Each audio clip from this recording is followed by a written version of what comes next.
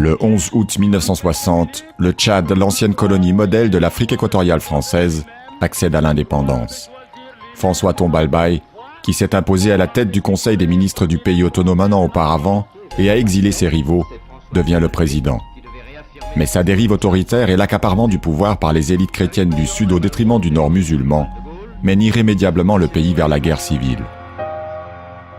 La colonisation française avait endigué l'influence musulmane et installé une petite élite autochtone dans le Sud plus perméable à la modernité occidentale. C'est aux mains de cette dernière que la France laisse l'État tchadien au moment de l'indépendance. En 1962, réélu président, Tombalbaye impose le parti unique et écarte les derniers musulmans modérés de son gouvernement.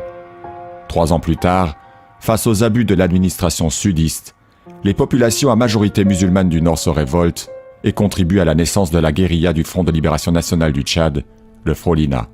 C'est le début de la guerre civile. À la fin des années 60, en vertu des accords de défense signés au moment de l'indépendance, le président Tombalbaye demande à Paris d'intervenir.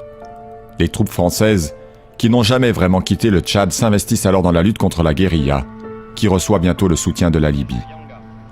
Le conflit déchire progressivement le pays, les querelles entre chefs de faction et les rivalités ethniques instrumentalisées par les pays voisins conduisent à d'interminables affrontements et à la destruction de l'État central. En 1975, le président Tombalbaye est assassiné lors d'un coup d'État.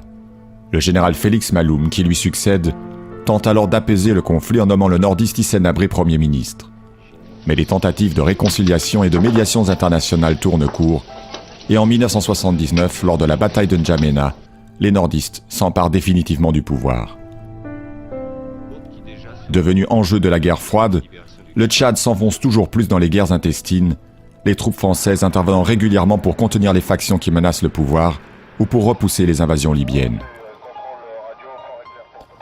Depuis 1990 et l'éviction du président Hissène Habré, le nouvel homme fort du pays est l'ancien chef d'état-major Idriss Déby.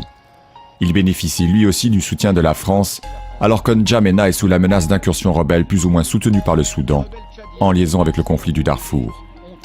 Après 50 ans d'indépendance, le dispositif militaire français au centre de l'Afrique reste donc toujours le faiseur de roi dans un Tchad en proie à la guerre civile permanente.